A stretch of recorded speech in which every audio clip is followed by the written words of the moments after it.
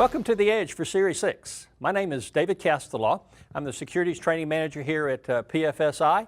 We're going to be working with you over the next several hours to help you pick up between 5 and 10 points on the Series 6 exam. We've learned over the years that many people, when they take the test, they score somewhere between 65 and 69. Well, it takes 70% correct to pass this test, so those are failing scores. We're trying to help you get over the hump. Yeah, that little edge to make a difference between passing and failing the test. Now, this program is designed to supplement your studies. It's not designed to take away from any type of study that you need to do on your own. If we can help you pick up 10 points on the test, you're going to have to get 60 points through self-study. You got to read the license exam manual. You got to work on the videos. You got to watch the videos. You've got to work on the practice questions. I've been teaching this material since 2001. I've had a lot of people ask me over the years, do I have to read the whole book? Yes. Do I have to take all the practice questions? Yes. Do I need to watch all the videos? Yes, you need to do it all. Each of those segments of the learning process is going to give you a little bit more information than you got from the previous segment that's going to make a difference to you in passing and failing the test. It also enhances the repetition. Now, we learn through repetition. Reading it, seeing it, hearing it, this is part of the learning process. Okay? Now let's talk about the exam.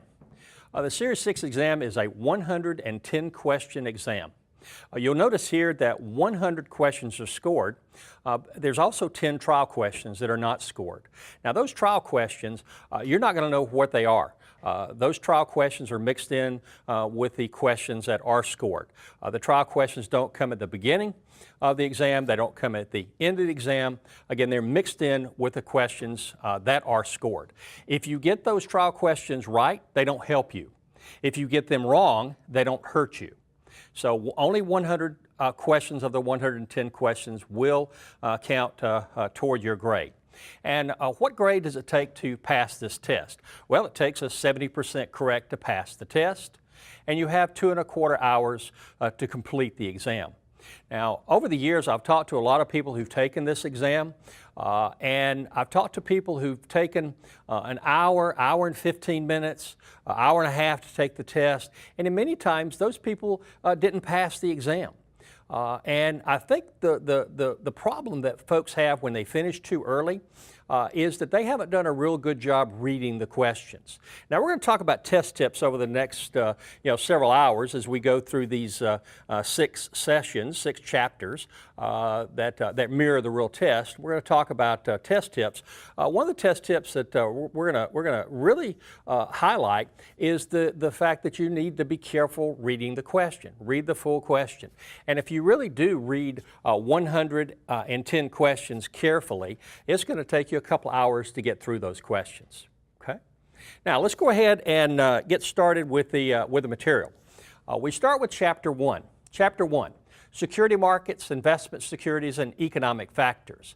There are 8 questions on the exam coming from Chapter 1. Now, we're going to spend quite a bit of time on Chapter 1, not because there are a lot of questions coming from this material. We're going to spend a lot of time here because this material is foundational. A lot of what we're going to talk about here is going to help us when we progress through Chapter 2, 3, 4, 5, and 6. As I mentioned, there's 6 chapters we're going to be going through. So a lot of this is foundational information.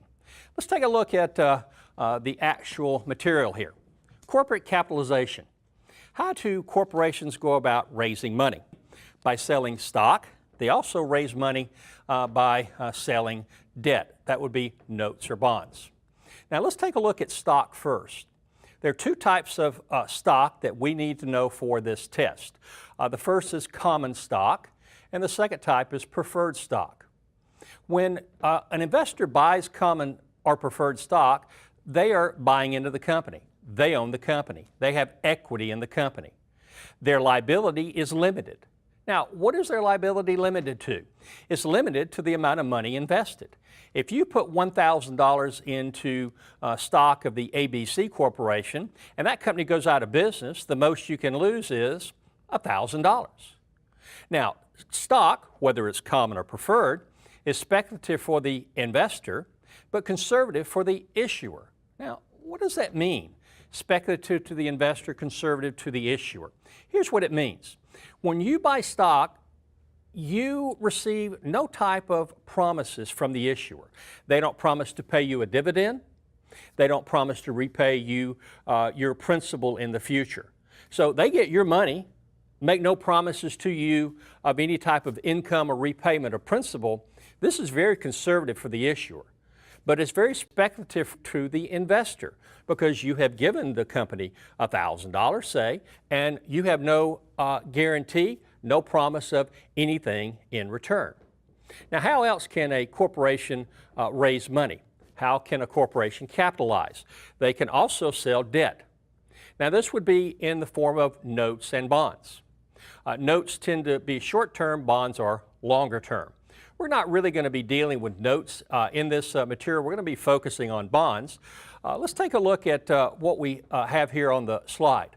The buyer of a note or bond is a creditor to the corporation, which means the corporation has borrowed money from the investor. That makes the corporation the debtor. That makes the corporation the debtor. Now, this is conservative for the investor.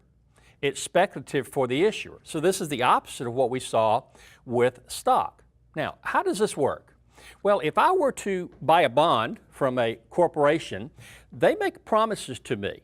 They promise to pay me interest during the life of the bond, and they promise to repay me principal when the bond matures. I'll get my money back when the bond matures. Now, bond could be issued for 20 years, 30 years.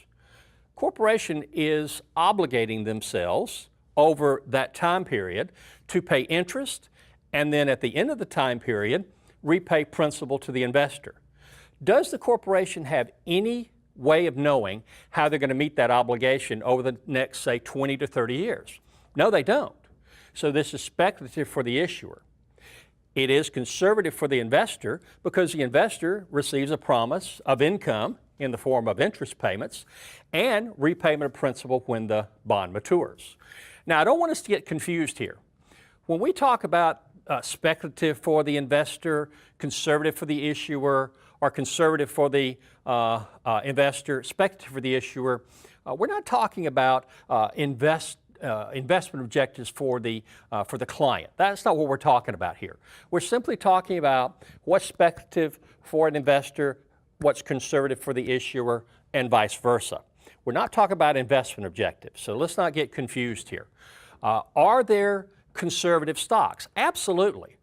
Are there speculative bonds? Yes, and that again has to do with the investor's investment objective. That's not what we're dealing with. Now we're going to be looking at each of these in detail. We start with common. Let's go to the next slide and let's take a look at the features and rights of common stock and common stockholders. Now, dividends will be paid to common stockholders when those have been declared by the board of directors. Now, let's be real careful here. Dividends are paid to investors, to shareholders, but only when declared by the board of directors. I'm going to ask you a question. First question. Dividends are paid to common shareholders. True or false? Well, our first instinct would probably be to say true. That is indeed not the correct answer. Dividends are not paid to common stockholders. They don't have the right to dividends unless those dividends have been what? Declared by the board of directors. Here's another question. Dividends declared by the board of directors will be paid to common stockholders. That is a true statement. Now, there was a slight difference between those two questions that I asked. One made reference to the board of directors, one did not. And slight differences on these questions are going to make a difference, a big difference on the exam. So you need to be careful when you read these questions. It's important that you read the question carefully. You do not add words to the question. You do not take words away from the question. Okay? The next right that a common stockholder has, they have preemptive rights. Now, on the exam, you may see preemptive rights referred to simply as rights or as subscription rights. All those terms mean the same thing, so be prepared for the different terms. Now, we'll talk about preemptive rights here a bit later. What other rights do common stockholders have? They have the right to vote for the board of directors, and they also have the right to vote on other important corporate decisions. And finally, common stockholders have a last claim to the assets of the corporation if the corporation were to liquidate. Now we're going to look at each of these in some detail. Let's take a look first at the dividends. Dividends are paid to shareholders once they have been declared by the board of directors. This goes back to what I was pointing out earlier, only when declared by the board of directors. Now, dividends can take what form? Well, dividends could be paid in cash, that's cash dividends, or dividends could be paid in additional shares of common stock. This would be a stock dividend. Now, there's some dates associated with dividends. The first is the declaration date. The second is the ex-dividend date. The third is the record date. And the fourth is the payable date. Now, let's take a look at each of these in some detail. The declaration date we see is set by the board of directors. It's the date that the board of directors does what? Declares the dividend. Now, let's skip the ex-dividend date for a moment, and let's go to the record date. We see the record date is set by the board of directors. Whoever owns the stock on the record date is entitled to the dividend. Whoever owns the stock on record date is entitled to the dividend. The last date that we're going to look at before going back to the X date is the payable date. Now, we see this is set by the board of directors, and it is the date that the dividend indeed is paid to the shareholders. Now, the declaration date, the record date, the payable date, those are all set by the board of directors. Now, we skipped over the ex-dividend date. Let's pick that one back up. The ex-dividend date is not set by the board of directors, it's set by the SRO. Now, the X date is set by FINRA. It is the date that the price of the stock is reduced by the amount of the declared dividend. The date the price of the stock is reduced by the amount of the declared dividend. Let's say that the board of directors has declared a 50-cent dividend. On the ex-dividend date, the price of the stock would be reduced by 50 cents per share. And that would be the price the stock is trading at in the secondary market. Now, when is the ex-dividend date? The ex-dividend date for stock is 2 business days before the record date. 2 business days before the record date. Now, we see something there on the bottom, selling dividends. Selling dividends, when it comes to mutual funds, is a no-no. This is when you encourage your client to buy dividends just before the dividend is paid. Now, the problem with selling dividends is that the price of the stock will include the dividend, so the price of the stock will be higher. The client will receive the dividend, but they'll have to pay taxes on the dividend. Better to wait till after the dividend has been paid, when the share price would be lower and there would be no tax liability. Now, let's take a look at the calendar here. Now, we see some dates here on this calendar. We see that the board of directors declared the dividend on the 7th of the month. We see that the record date is the 25th of the month. We see that the payable day is going to be the following month on the 6th. The dividend date, the record date, and the payable date. When is the ex-dividend date? A few moments ago, I said it is 2 business days before the record date. Now, we throw a little wrinkle in this illustration here. The wrinkle that we've thrown in is the fact that the 24th of the month is Thanksgiving. Now, Thanksgiving is a holiday. It is not a business day. So we need to go back 2 business days before the record date.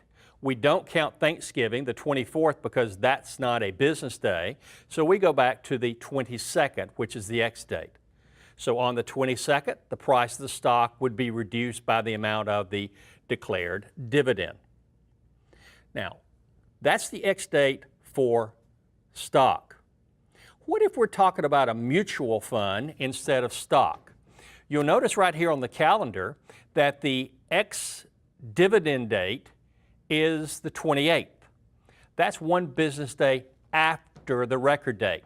Now, this is important for the test because on the exam, they do try and trip you up in this area. So the ex-date for stock is 2 business days before the record date.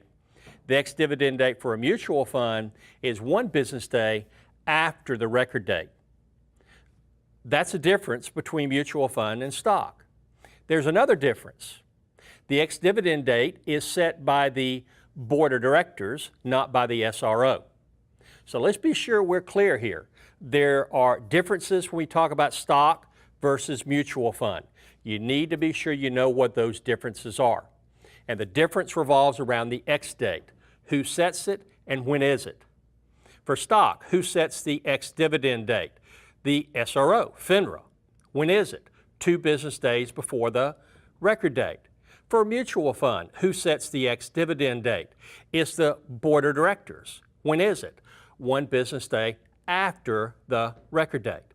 So be sure you're clear on those differences because I do expect on the test that they'll pick on you as it relates to the differences there. Now, what's another right that common stockholders have? Common stockholders have voting rights. What can common stockholders vote for? They can vote for the board of directors. They can vote for mergers, changes to the corporate charter, and other important corporate matters. But notice that shareholders do not get to vote for day-to-day operations.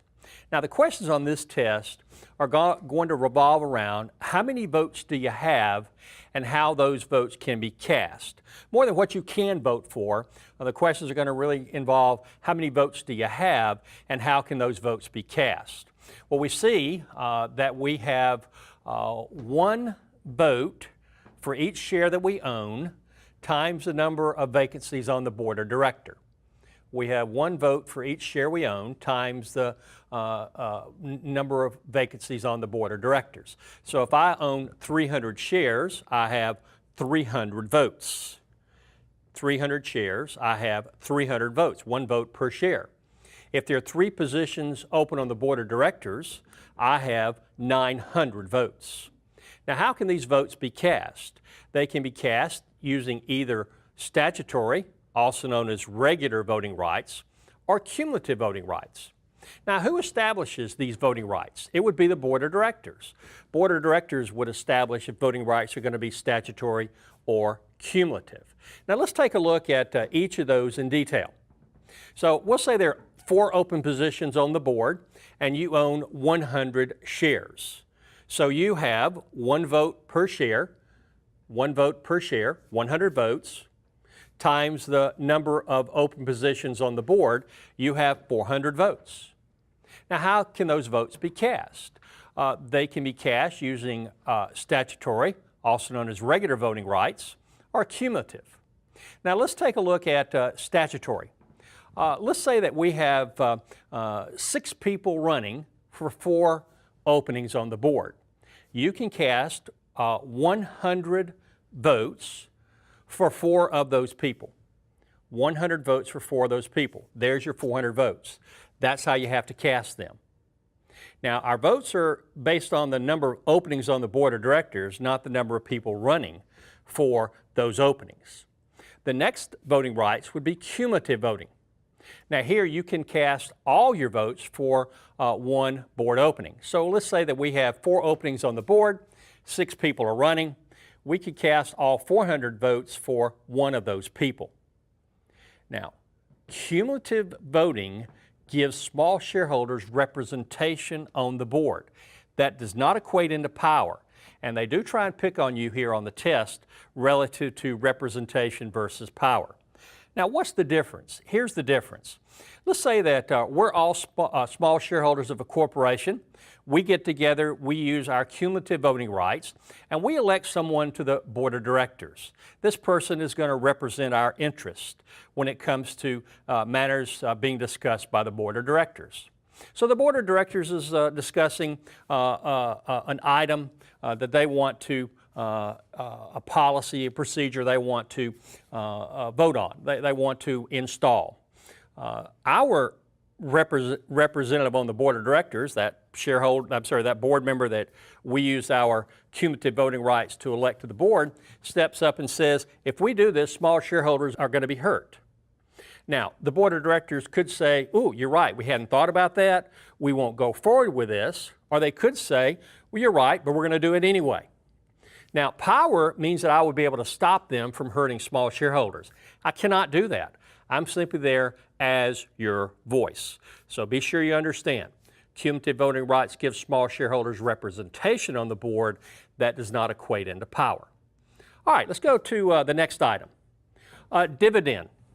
Dividends. The dividend yield, also known as the current yield. Now, there are very few math questions on this test. I'd expect you to see maybe 3 math questions, 4 at the most. Maybe one of those will require a calculator. Very little math on the test. Don't go spending a lot of time memorizing a lot of formulas. That's not a good way for you to allocate your study time. But there is one formula you definitely want to know for the test, and that's the dividend or current yield formula. Our current yield is the annual dividend divided by the CMV. Now, what's CMV stand for? Current market value. Current market value. I have an example right here to go through with you. Let's say the XYZ Corporation pays a quarterly dividend of 25 cents. The current market value is $25 a share. What's the current yield? What's the current yield? Well, we could very easily make a mistake and take that 25-cent quarterly dividend, divide by $25 current market value, and come up with an answer. And I assure you that that answer would be on the test. But it's an incorrect answer because we don't take our quarterly dividend divided by the current market value. We take our annual dividend divided by the current market value. So we have to turn that quarterly dividend into an annual dividend. Now, dividends are paid, as it says there, quarterly. So 25 cents times 4 would be your annual dividend. That's $1. $1 divided by $25 per share gives you a current yield of 4%. Current yield of 4%. Again, don't memorize a bunch of formulas, but this is one you want to make sure that you know. All right, let's go to the next slide. Preferred stock. Now, we're done with common stock. We're now off to preferred stock. Now, preferred stock pays a fixed dividend. Pays a fixed dividend. Now, this dividend could either be a stated dollar amount or it could be a percent of par. Now, unless you're told otherwise, par value on preferred stock is always $100. So if we have a preferred stock that pays a 6% dividend, that would be 6% of $100. That would be $6 paid in dividends annually. Now, you'll notice that the dividend is fixed, but it is not guaranteed. It is not guaranteed, which means a corporation can miss the dividend. Now, preferred dividends are paid before common dividends. You would recommend preferred stock to clients whose investment objective would be income. People buy preferred stock for the dividend income. Now, the price of preferred stock has an inverse relationship to interest rates, which simply means if interest rates go up, the price of the preferred stock would go down. If interest rates were to go down, the price of preferred stock would go up. And finally, you'll notice that there are no voting rights for preferred stockholders. So while preferred stockholders own the corporation, they do not have voting rights. Voting rights are the rights of common stockholders only. Now, preferred dividends got to be declared by the board of directors, just like the common. Let's take a look at the types of preferred. We have straight preferred, cumulative preferred, participating preferred, callable preferred, convertible preferred, and adjustable rate preferred. Those are our types of preferred. Now, what are the details of each of these. First, we look at the details of the straight preferred. Straight preferred has no special features beyond the fixed dividend. That's it. You get paid your fixed dividend when declared by the board of directors. What about the cumulative preferred shareholders? These preferred shareholders have a special feature in that they get paid dividends that are missed by the corporations. Remember earlier I said that a corporation does not have to pay the preferred dividend. It's fixed but not guaranteed. So the corporation can miss preferred dividend payments. And if investor owns cumulative preferred, those missed dividends will accrue. They are dividends that are in arrears. Those dividends would be paid at a later date. Participating preferred.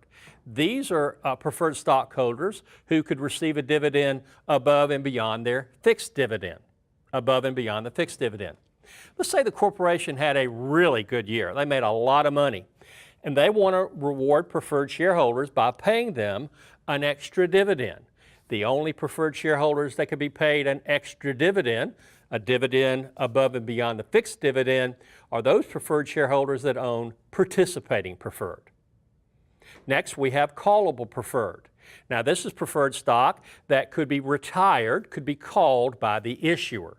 When would an issuer call in callable preferred? When interest rates go down. When interest rates go down. Now, here's how this works. Corporation issues callable preferred, paying a fixed dividend of 6%. Now, while this is called a dividend, it's a fixed dividend, so it really acts like an interest rate. If interest rates were to fall to 2%, would this corporation like to continue paying that 6% dividend? No. So they would call in the callable preferred that was paying 6%, issue some new callable preferred paying 2%. Next, we have convertible preferred. This is preferred stock that could be converted into the issuer's common stock. So people who own convertible preferred could participate in growth of the company because they could convert their preferred stock into common stock. Well, don't preferred shareholders participate in the growth of the company? No, they don't, because preferred share prices will go up when interest rates go down.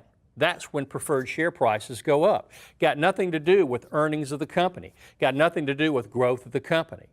So preferred shareholders don't participate in the growth of the company, but if they own convertible preferred, they can convert that into common stock of the issuing corporation and now participate in growth of the company. Anytime I have a product that pays a fixed rate of return, such as a fixed dividend, I run the risk of inflation, purchasing power risk. So people who own straight preferred, cumulative preferred, participating, callable, or convertible preferred all have inflation risk, all have purchasing power risk. You'll notice with adjustable rate preferred that the dividend is not fixed. It is indeed tied to an index. And this preferred stock could be used as a possible hedge against inflation. So here's a question for you. What type of preferred stock could be bought as a possible hedge against inflation? Well, I would not do straight cumulative, participating, callable, convertible because they run the risk of inflation. I would purchase adjustable rate. So there is one preferred stock that could be purchased as a possible hedge against inflation. And what is that? That's adjustable rate preferred. All right, let's go on. Options. Oh goodness, this is an area that you are so concerned about, you're so worried about, you've been studying this material, you're hung on options, I just can't figure this out, I just don't know how to do this, this is really confusing. Options are really simple. Options are really simple. We're going to tell you what you need to know for this test. You might see one or two option questions on the test.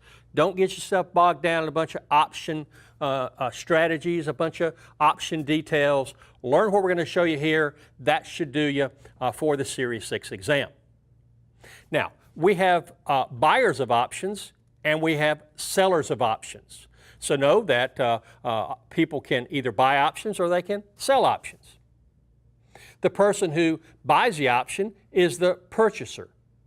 They hold the option. They're long the option. They pay a premium. And they control the option. They have the rights under the option. Now be sure you know that a buyer is also the purchaser, holder. They're long, they pay the premium, they control the option. Person who sells the option is the writer. They're short the option. They receive the premium and they have the obligation. Learn that right there, you're in good shape as far as options on the test. Now we got one other thing we want to cover with options that is going to help you with the test. It's on the next slide, and it's what option do you use when you're bullish? What do you use when you are bearish? If you'll learn this table right here, going to help you answer virtually any question having to do with using options based on a bullish or bearish strategy. Give you an example. We have a client who is bullish on a stock. What option strategy would we recommend? Well, one option strategy is buy a call. The other option strategy is sell a put. So this would be like a Roman numeral question where they'd give you Roman numeral 1, buy a call, Roman numeral 2, sell a put, Roman numeral 3, buy a put, Roman numeral 4, sell a call. You would pick the Roman numeral, buy the call, sell the put. That's bullish. If you know those things about options, you're going to be good to go for the Series 6 exam. Buyer, seller, long, short, know the different terms, know what's bullish, know what's bearish. Don't get yourself bogged down in options beyond that. We're off to the next topic. Now we're going to talk about debt securities. So we're done now with common stock. We're done with preferred stock. We're now going to be looking at bonds.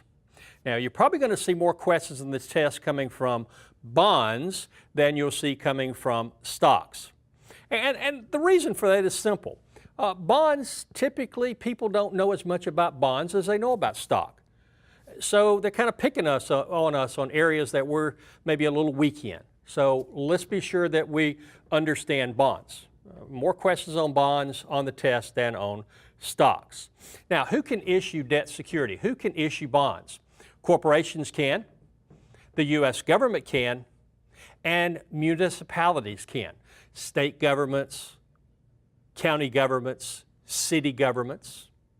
Now, whether we're talking about a corporate bond, U.S. government bond, or municipal bond, the par value on every bond, unless you're told otherwise, is $1,000. This is the amount that you'll be repaid when the bond matures. Now, there's some other terms that you might see on the test instead of par value. You might see the face amount. You might see the principal amount, or you might see the maturity value. All those terms mean the same thing, and you do need to know all those terms for the test. One question could refer to the par value. Another question could refer to the principal amount. Another question could refer to the face amount. Another question could refer to the maturity value. So you need to know all those terms, what they are, and you need to know that they mean the same thing. And unless you're told otherwise, the face amount on every bond is $1,000. Again, that's what you'll be repaid when the bond matures. Next, we see interest rate. The interest rate is a percent of par, and the interest is paid semi-annually. With stocks, we saw dividends were paid quarterly. With bond interest, the interest is paid semi-annually, and it's a percent of par. So if I have a 6% bond, that's 6% of $1,000, my annual interest payment on that bond would be $60. But the interest is paid semi-annually, so the investor would receive $30 in bond interest every 6 months. Other terms for the interest rate: nominal yield, stated rate, or coupon rate. Once again, different terms mean the same thing. These terms will be used interchangeably on the test, so be sure you know the different terms. Now let's get into some detail here. Yields. There are three yields for bonds. There's the nominal yield, which is the interest rate. There's the current yield. We saw this earlier when we looked at stock. This is where we take our annual interest as opposed to dividends with stock. divided by the current market value. The last yield is yield to maturity. Now, yield to maturity is going to be your interest rate plus discount or minus premium. Don't get hung up on that. Don't get hung up on that. Here's what you want to make sure. You want to make sure you understand the relationship of these yields to one another. That's what they're going to pick on you on the test. Okay? Let's go ahead and go to the next slide. Bond prices. Bond prices have an inverse relationship to interest rates, which simply means if interest rates go up, the price of the bond in the secondary market will go down. Anytime a bond trades lower than its par value of $1,000, that's a discount bond. If interest rates were to go down, the price of the bond would go up. These are bonds in the secondary market. These bonds would be priced more than their par value, more than $1,000. These are premium bonds. Now, bonds are quoted in points and fractions of points. Points and fractions of points. Now, the points and fractions are going to be a percent of par. Percent of par. But we're going to make this much easier for you. Pricing bonds is much easier than worrying about percent of par. And here's how we're going to be looking at bond prices. Each point and fraction in the price of a bond is worth $10. Is worth $10. Let's take a look at some pricing. I have a bond priced at 100 points. Each point is worth $10. So that bond is priced at $1,000. That bond is priced at par. The next bond is 94 1/4 points. 94 1/4 points. To get the dollar price of this bond, I need to turn that fraction to a decimal. How do I do that? Well, I take 1 divided by 4. 1 divided by 4 is 0.25. So I convert that fraction to a decimal, 94.25 points. Each point is worth $10. This bond is trading at $942.50. This is a discount bond. Now, the next bond is priced at 101 1/2 points. What's the dollar amount of that bond? Turn that fraction to a decimal, 101.50 points. Each point's worth $10. That bond would be priced at $1,015. Bonds priced above par, priced at a premium. Now take a look at that last bond price, 104.16 or 104:16. Well, that looks different than the other three bonds here. Yes, it does. Yes, it does. Corporate and municipals are priced in 1/8 points. U.S. government securities are priced in 32nd points. So if you ever see a bond priced with a point or a colon, you know you're looking at a U.S. government bond. Or note, whatever comes after the point or the colon goes over 32. So you see that 104.16 32nd points. I now convert those, the fraction to a decimal, 104.50 points. Each point's worth $10. That's $1,045. This bond is priced more than $1,000, more than par. It's a premium bond. Now, I expect you to see questions on the test, several questions on the test relative to bond prices. And it's really simple. The book makes it more complicated than it needs to be. It's really simple. You solve for the decimal and you multiply times 10, and that's the price of the bond. All right, let's take a look at the next slide. Now, I mentioned a few moments ago that on the test, they're going to want you to be able to understand the relation of yields to one another. Relation of yields to one another. So we have an illustration here. This is a tool. This is a seesaw.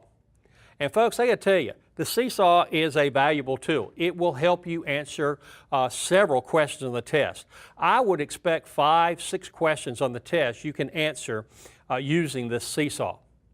Let's start with the seesaw in the flat position. On the left-hand side of the seesaw, we see the price of the bond. Now, the seesaw is flat, so the bond price is $1,000. We come to the right-hand side of the seesaw and we see interest rates. Now, in the very center of the seesaw is our nominal yield. That's our interest rate. Going toward interest rates side of the seesaw, we have current yield and yield to maturity. What happens if interest rates go up?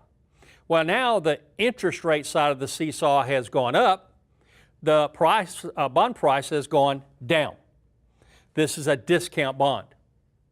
Now, we can easily see the relationship of yields to one another. We see the current yield is greater than nominal yield. We see the yield to maturity is greater than current yield. We see that current yield is less than yield to maturity. And these are the types of things they're going to expect you to know on the test. Questions would be something like this. Bond prices have fallen. Well, we know bond prices went down. We know interest rates went up. True or false? Yield to maturity is higher than current yield. And that is true. True or false? Current yield is lower than nominal yield. That's false. That's false.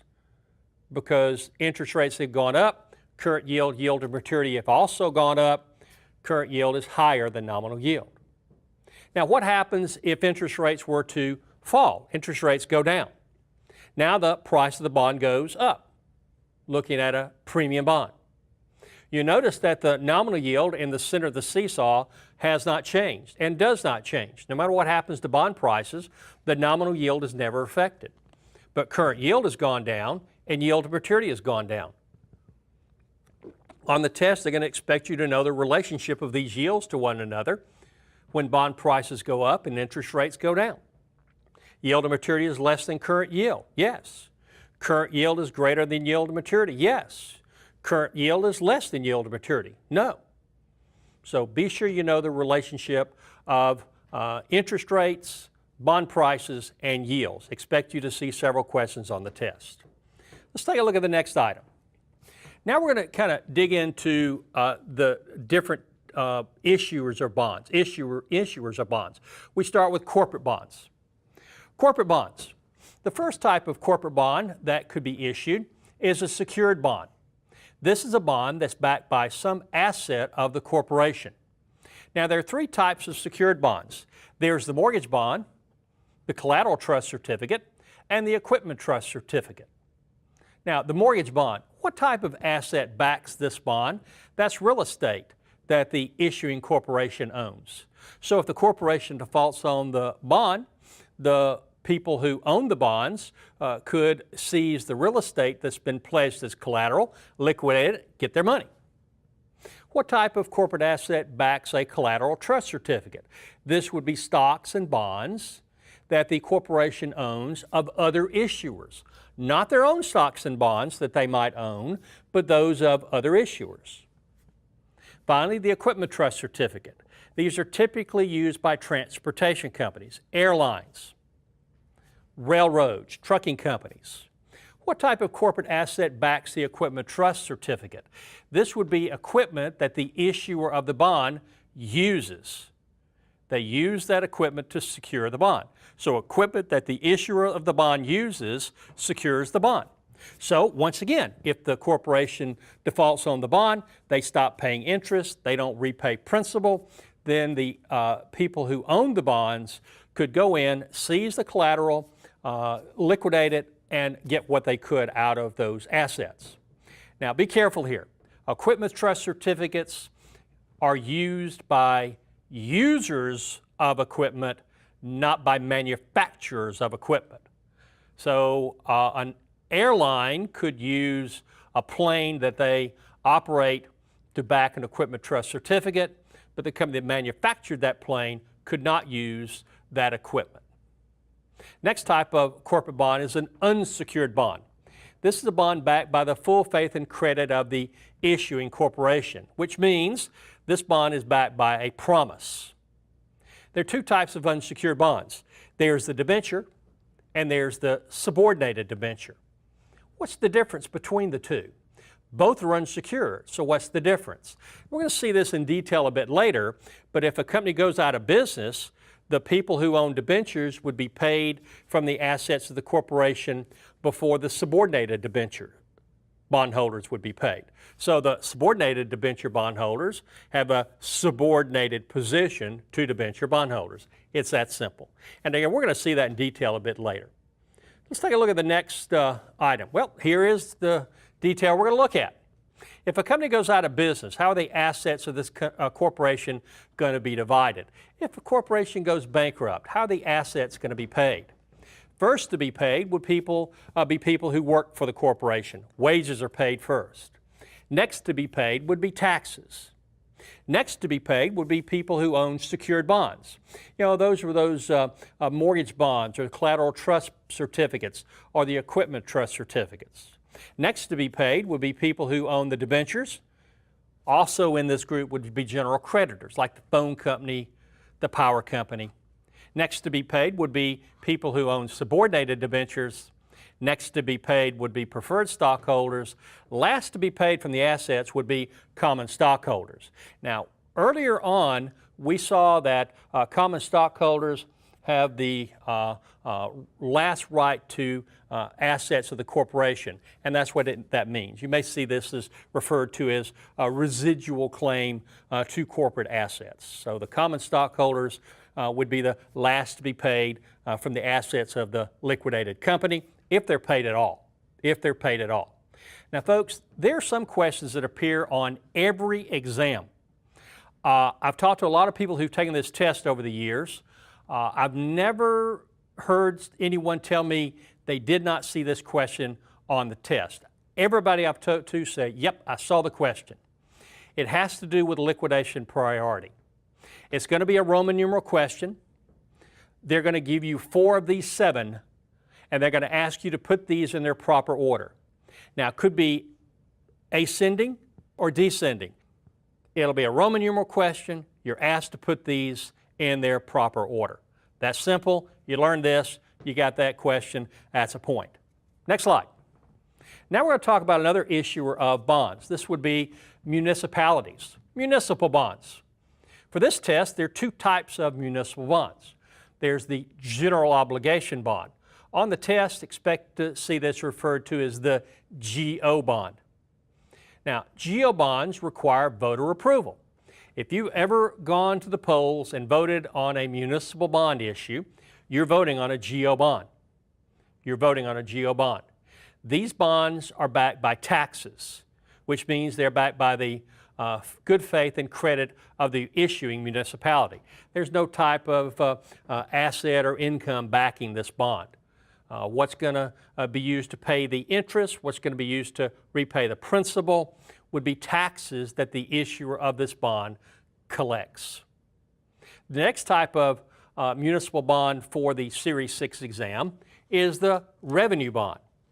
Now you notice that the revenue bond requires no voter approval. These bonds are not backed by taxes, they're backed by a specific source of revenue from user fees. These bonds would be issued to build some type of facility that the municipality would own and operate, and they would charge people to use the facility. These bonds would be issued to build toll roads or toll bridges or airports or seaports. Municipality owns these facilities, they charge people to use these facilities, and then the municipality uses the fees they receive from users to pay the interest and repay principal on the bond.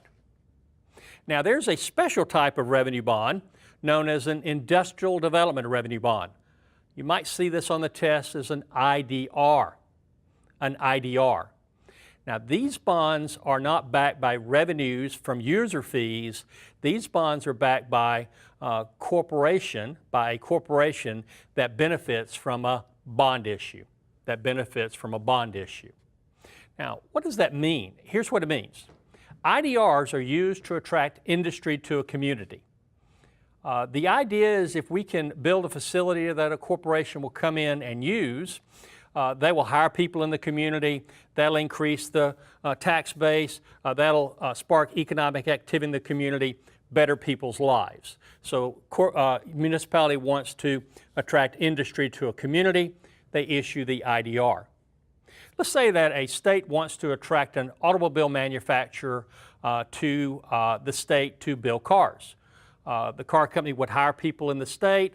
Those people would make a good wage. They would pay taxes. The economy in the area would increase, would boom, benefits the municipality as well as the citizens of the community. So they find a car company who wants to manufacture cars in the state. The state issues an IDR. They use the proceeds from the bond issue to build a car plant. The car manufacturing company moves into the plant.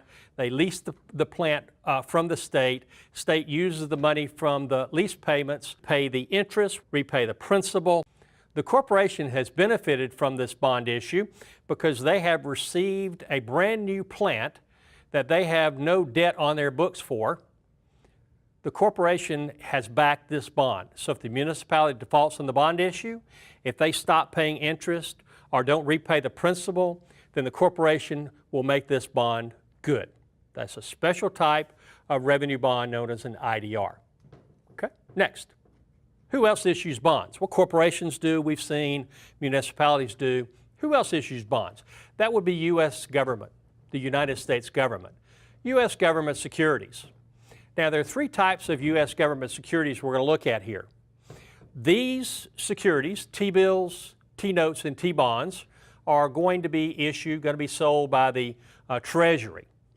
Now, we notice that T-bills are going to be issued on a weekly basis. So the Treasury sells bills weekly. They're issued for a maximum of 52 weeks. So these have short-term maturities. Short-term maturities. Now, be sure you know for the test, these bonds can be issued with maturities of 4 weeks, or 13 weeks, or 26 weeks, or 52 weeks. Those are the four different maturities these bonds can be issued for. These bills can be issued for. Nothing else, just those different time periods. 4 weeks, 13 weeks, 26 weeks, 52 weeks. Now, T-bills are issued at a discount, which means they're sold for less than par, sold for less than $1,000. Now, no interest is paid during the life of the bill. The interest is paid when the bill matures. So let's say I buy a bill for $950. That's less than par. Par is $1,000. When the bill matures, I'll be paid $1,000. The difference between the discount price of $950 and the $1,000 that I'm paid at maturity, that $50 difference, would be my interest. And again, that's paid at maturity. Now, T-notes. T-notes are issued with maturities of 2 to 10 years. These are intermediate term maturities. T-notes are issued at par, issued for $1,000. So when you buy a T-note, you pay $1,000. Interest is paid semi-annually. So you would be paid interest every 6 months. We see the T-bond is issued with maturities of more than 10 years, up to 30 years. These are long-term maturities. These two are issued at par.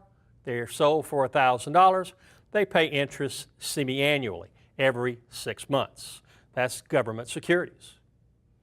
Next slide. Dates. Dates. Now, there are two dates we're going to look at here. The first date is the trade date. Trade date is known as the execution date.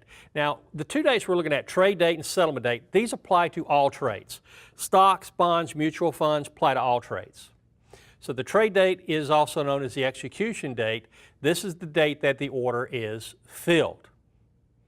The customer becomes economically responsible for the trade on the trade date. What does that mean? Let's say a customer buys 1,000 shares of a mutual fund and the price is $15 a share. The very next day, the price of that mutual fund drops to $12 a share. Could the customer call you up and say, forget it, I don't want that mutual fund? No, they can't. They became economically responsible for that trade on the trade date. Now, they have to pay for the trade on the settlement date.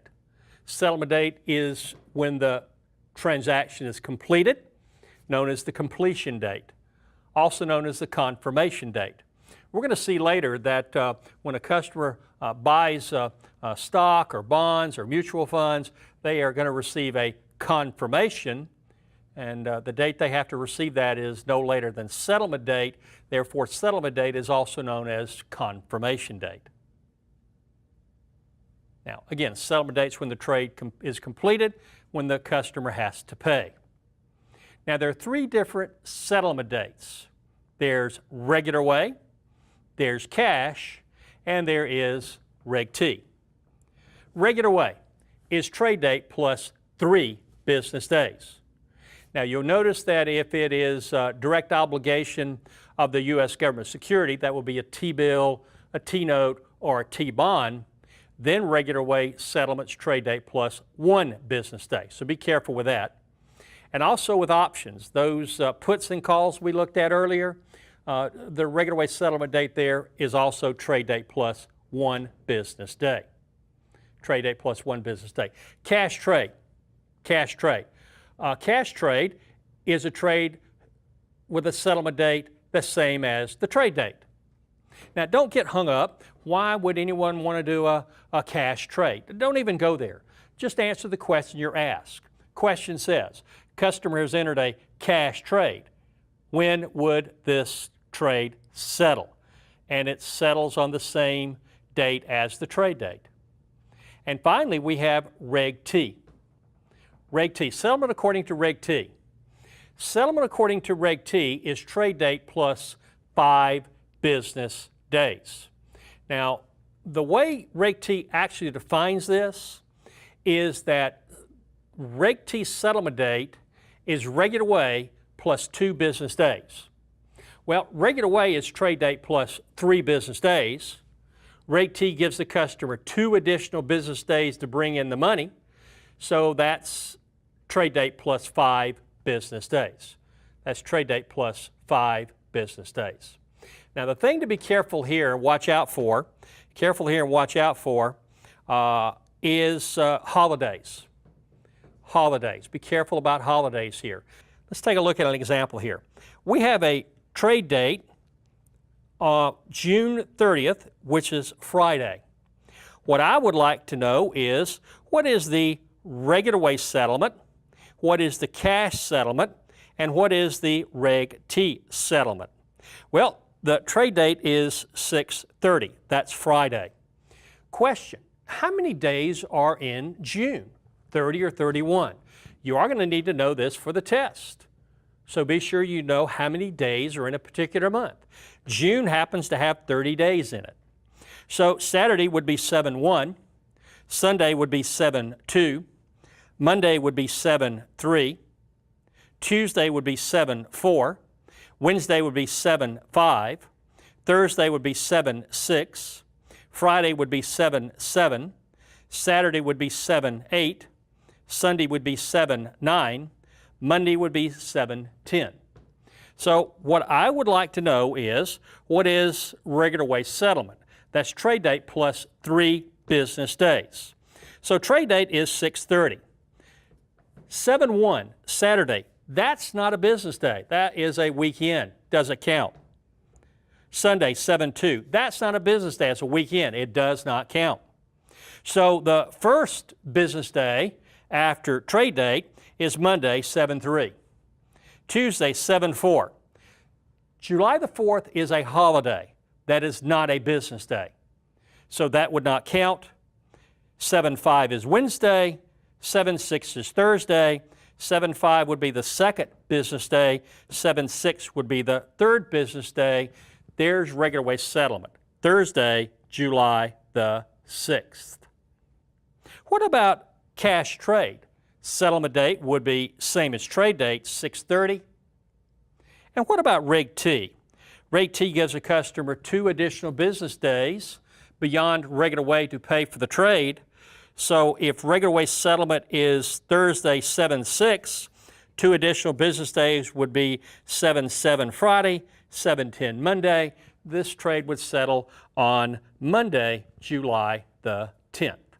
Monday, July the 10th. Okay? Now, there are 3 holidays to watch out for, 3 holidays to be careful for. They will try and trip you up on these.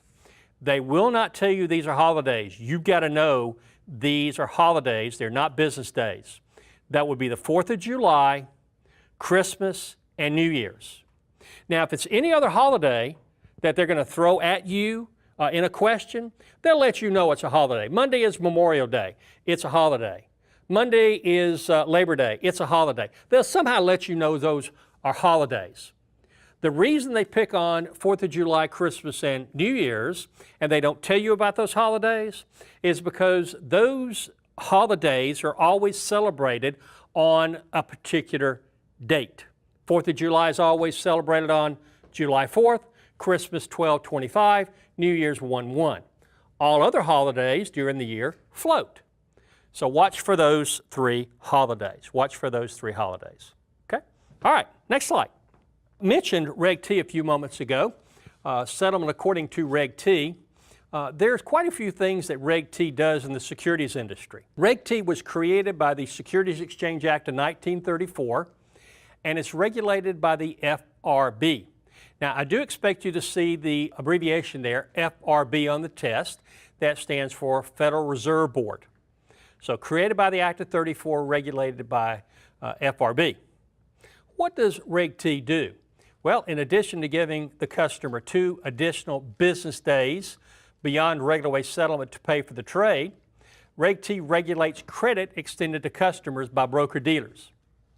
Now, what that means is if you buy securities, you buy stock, if you buy this in a margin account, then Reg T would allow you to borrow some of the purchase price. How much must you deposit? 50%. How much could the broker-dealer loan you? No more than 50%. Now, unless you're told otherwise, Reg T is 50%. That's the amount the customer has to deposit. So Reg T establishes what the customer has to deposit, thereby limiting how much the broker-dealer can loan. So once again, if the customer has to deposit 50% of the purchase price, then the broker-dealer can loan no more than 50% of the purchase price. Now, what else does Reg T do? Gives us 2 additional days to pay for a trade beyond regular way, which we've talked about. What else does Reg T do? It allows a broker-dealer to request a time extension. What does this mean? Well, if the customer does not pay for the trade within those extra 2 days allowed, the broker-dealer could request a time extension on the customer's behalf. Now, be careful. Can the customer request this extension? No, the broker-dealer requests it. And they're asking some regulatory body, the broker-dealer is, to give the customer more time to bring in the money. Trade date plus 3 plus 2 wasn't enough. Now, who would this request be made to? The broker-dealer could request the extension from FINRA, or the exchange where the trade took place, or from the FRB, Federal Reserve Board. But note, the broker-dealer would never, ever request an extension from the SEC. This would be a great question on the test.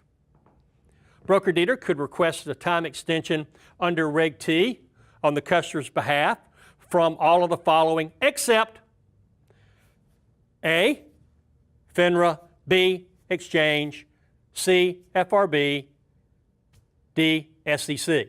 You're looking for the exception, and that is the SEC. Now, folks, I'm going to tell you, you're going to see a lot of except questions on this test. Expect it. Expect it. Those questions are there to trip you up. They're there to trip you up. When you see an except question, they're laying a trap for you. Here's what happens.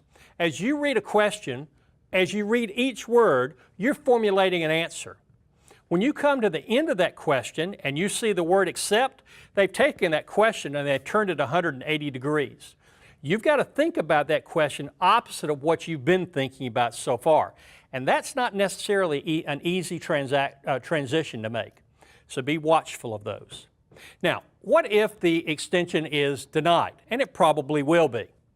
Then the broker-dealer would have to sell out the customer. Now, remember, the customer bought something. They didn't pay for it. Broker-dealers got to get their money. They sell the customer out. They sell out the customer. And then the broker-dealer, according to Reg T, must freeze the customer's account for 90 days. Freeze the customer's account for 90 days. What does this mean? Does this mean the customer can't trade during the next 90 days? That's not what it means at all. Customer can continue trading during the next 90 days. What it means is the customer has to have the money in the account before an order will be entered.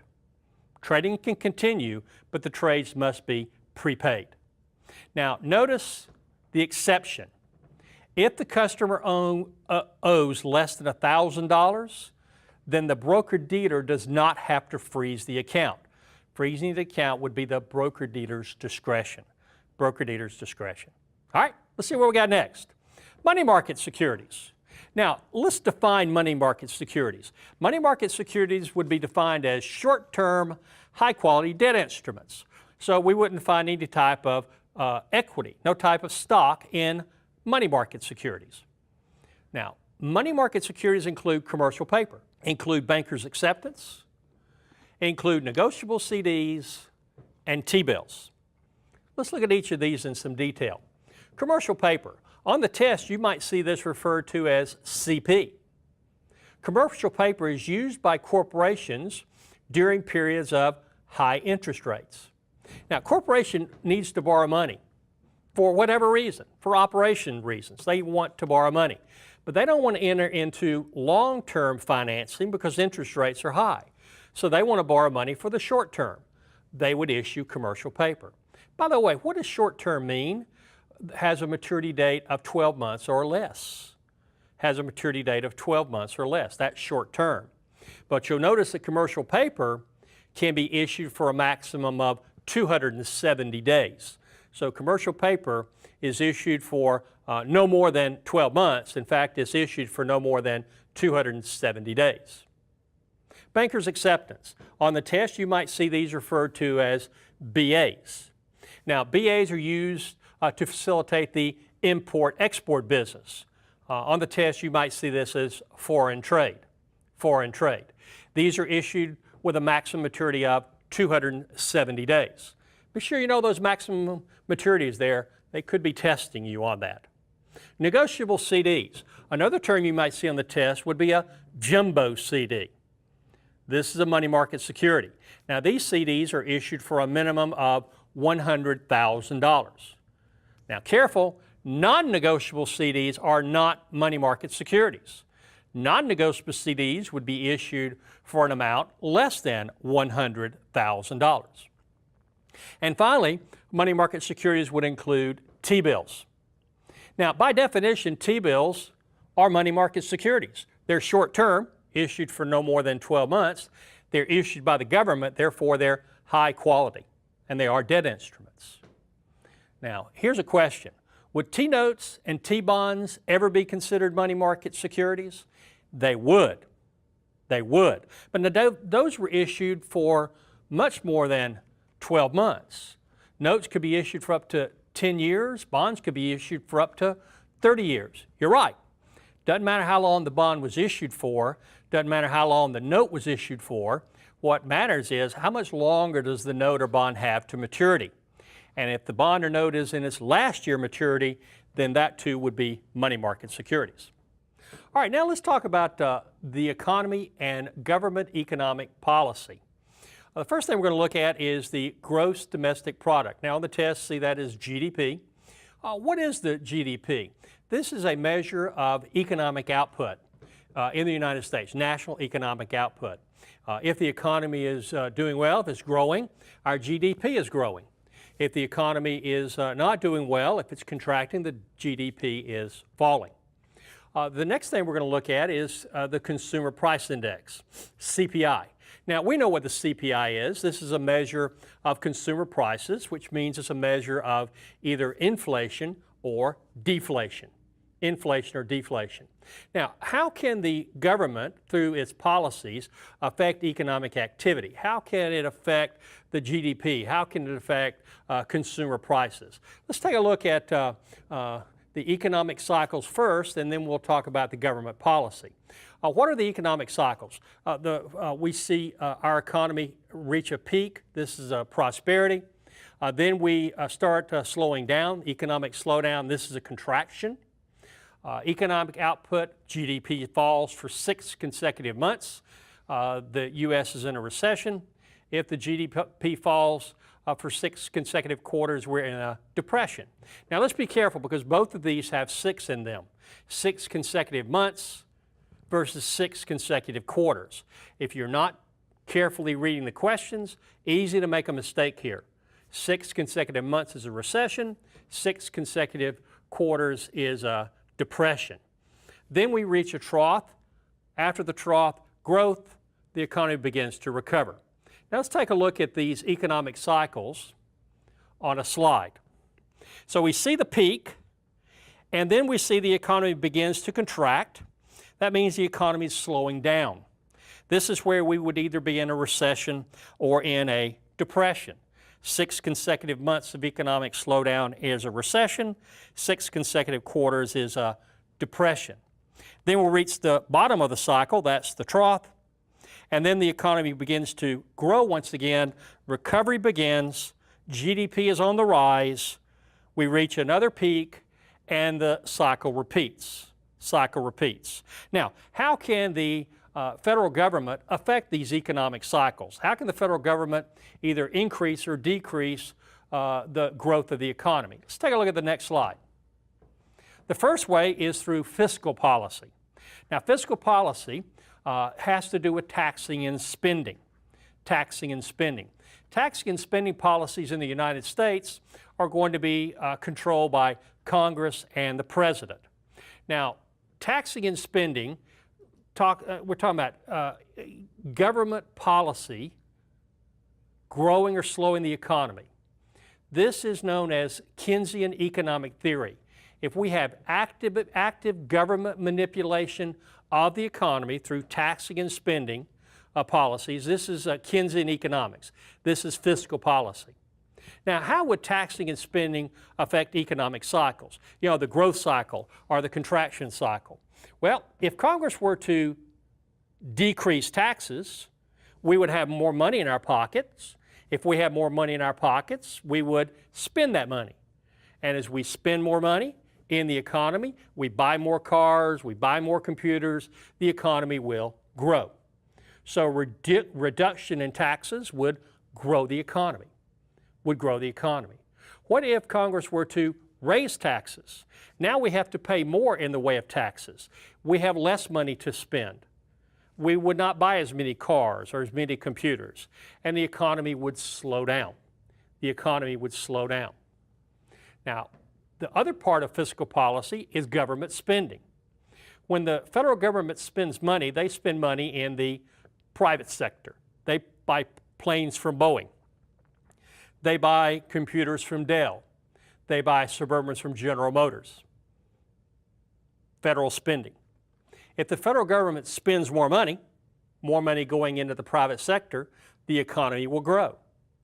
If the federal government spends less money going to the private sector, the economy will slow. So that's fiscal policy. What's the next policy the government uses to influence economic cycles? The next policy is monetary policy. Now, while the fiscal policy is established by Congress and the President, the monetary policy is established by the Federal Reserve, the FRB. Now, the function of the FRB, the function of monetary policy, is to control inflation. The Fed is charged with controlling inflation in the U.S. economy.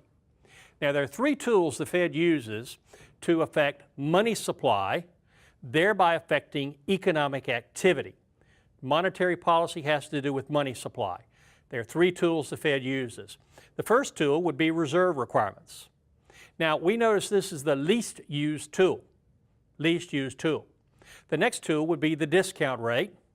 And the third tool would be the Federal Open Market Committee buying and selling of treasuries. Now, you'll probably see on the test Federal Open Market Committee referred to as the FOMC. Now, take a look at reserve requirements. Again, this is the least used of the three tools. Reserve requirements. Banks who are members of the Fed are required to keep a certain amount of deposits on reserve. If the Fed were to increase reserve requirements, banks would have to keep more deposits on reserve. They have less money to loan. If the Fed were to reduce reserve requirements, banks have to keep less money, keep less deposits on reserve. Therefore, they have more money to loan. Less money to loan slows the economy. More money to loan grows the economy. We're going to see that in a few moments. Next tool the Fed uses is the discount rate.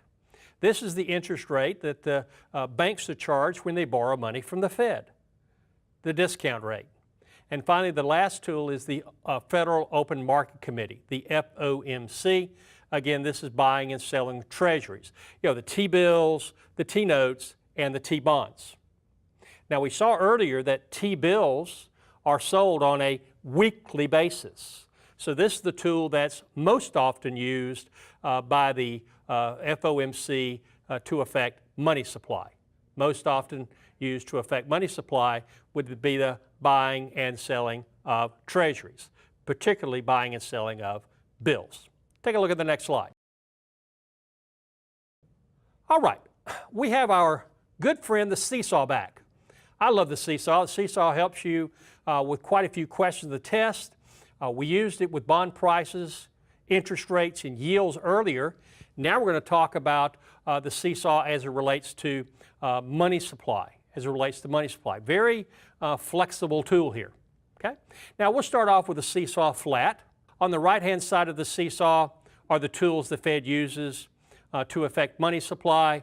The RR stands for reserve requirements. The DR is the discount rate, and the FOMC is buying and selling of treasuries. Now, folks, RR and DR, those are not abbreviations on the test for reserve requirements or the discount rate. We abbreviated that here just to save some space. But the FOMC is an abbreviation on the test. So we start out with a seesaw flat, money supply on the left-hand side, and the tools on the right-hand side of the seesaw. Now, let's say the Fed increases reserve requirements, tells banks, you've got to keep more deposits on hand in the form of reserves. So if banks have to keep more deposits on hand, they have less money to loan.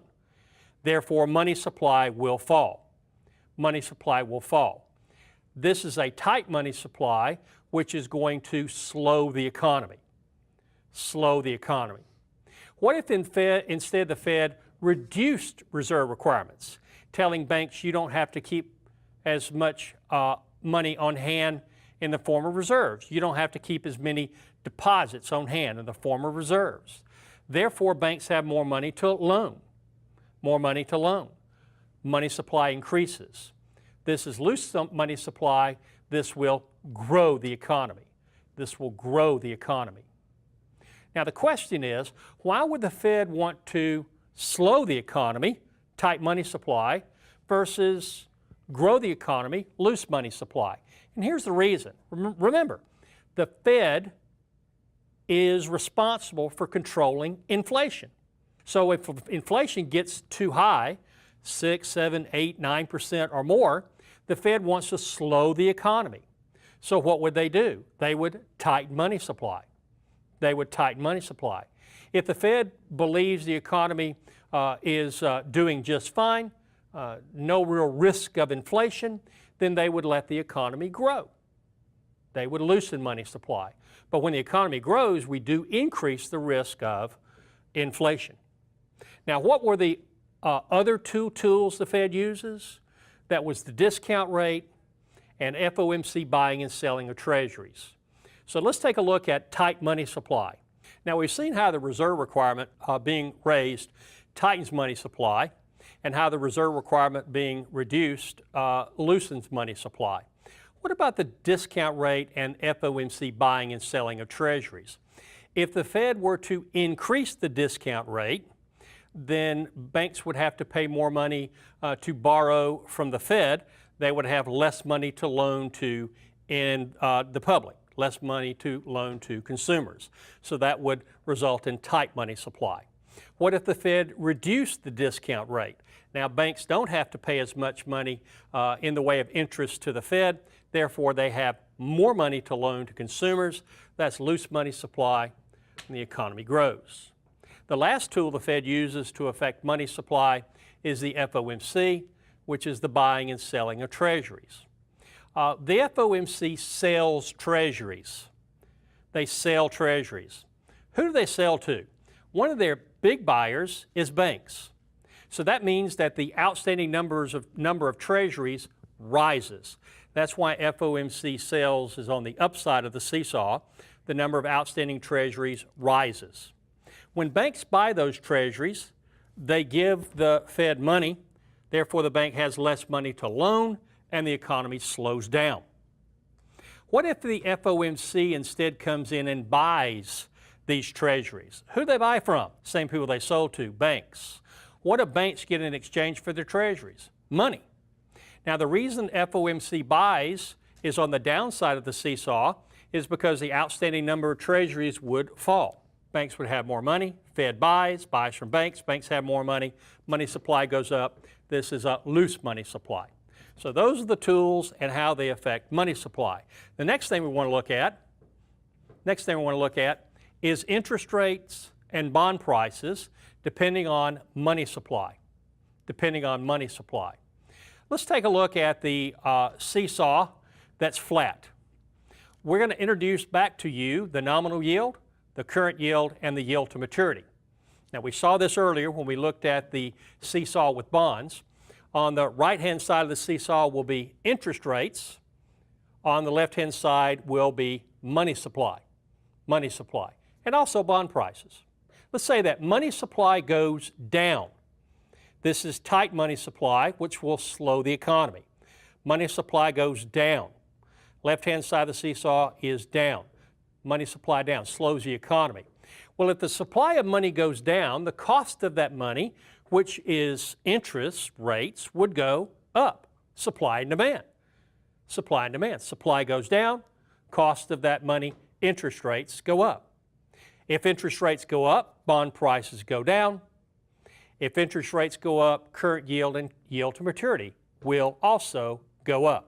So now we have taken the information we saw earlier as it relates to bond prices, interest rates, yields, and we've tied that into money supply. And I do expect you to see some questions of the test relative to what we're looking at here. Money supply versus what happens to yields, interest rates, and bond prices. Now let's say that the money supply increases. Left-hand side seesaw goes up, money supply increases. This is a loose money supply which is going to grow the economy. Well, if there's more supply of money, the cost of that money, supply and demand, is going to reduce. So interest rates will fall. If interest rates go down, bond prices will go up. And of course, when interest rates fall, current yield falls as well as yield to maturity. So we could ask a question like this. In a period of tight money supply, so we see money supply has dropped. Yield to maturity is greater than current yield. True. Current yield is greater than nominal yield. True. Nominal yield equals current yield. False. So that's how you use a seesaw. Now, let's do it again. In a period of loose money supply, bond prices will go up or down. They go up.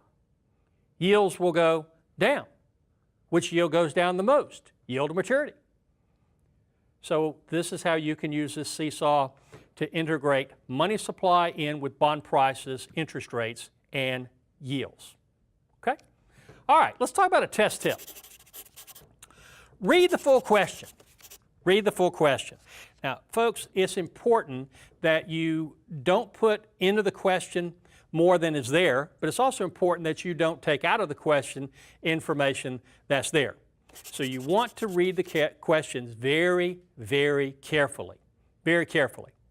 I took my first securities exam in 1985. It was a Series 7 exam that I took at that time. And I employed a tactic on that exam that I've always used, and it's never failed me. And here's the tactic. I read a question, I look at my possible answers, I go back and read the question again. I never answer a question having read it only one time. Now, you've been preparing to take this test. You've been working on test questions, practice questions. You've already found this out, though. You've read a question, you've looked at the answers, the answer you're looking for wasn't there, you go back, reread the question, you read it wrong the first time. So that's the danger. If we read a question only once, is we don't really, truly understand the question that's being asked. Always read questions carefully, always read the full question, always read the question more than one time. Always read the question more than one time. Now, don't spend too much time on a question, though. Don't go spending 4, 5, 10 minutes on a question. Don't do that. Don't do that. If you have to spend that long on a question, you don't know the answer, and in the end, you're still not going to know the answer. I mean, if you spend 10 minutes on a question, in the end, you're still not going to know the answer. So what do you want to do? Spend 2 minutes, 3 minutes on a question, mark an answer, mark the question for review, and move on. Mark an answer, mark the question for review, and move on. When you get finished with the test, any questions you've marked for review, you'll be taken back to those, and then you can spend additional time on those questions. But don't spend 10 minutes on one question, happen to get it right, you run out of time at the end of the test, you leave 5 questions blank. Those 5 that you left blank are counted wrong. So 5 wrong to 1 right, not a good trade. So be careful. Now, David, I'll just skip the question and move to the next one. Can't do that. You've got to answer a question before you're allowed to move to the next question. You've got to answer a question before you're allowed to move to the next question. Okay? Now, this test is going to be administered in such a way as the questions will start out fairly easy. They'll get progressively more difficult, and then get progressively easier again. In other words, it's a bell-shaped curve. Know that going in. That's going to help you. When you get around question 40, 45, over to question maybe 60, you're just going to be hammered. You're going to be seeing stuff. You can say, I don't remember any of this. I don't remember this in any of the books. I don't remember this in any of the questions. I don't remember any of this in the videos. I don't know what this is all about. Know that the test is going to get easier. Because if you don't know that, you get frustrated, and once you get frustrated, you're done. You're done. You're going to fail the test. So know the test is going to get progressively harder, but know it's going to get progressively easier. Stay focused, keep going at it. You can do this. You can do this.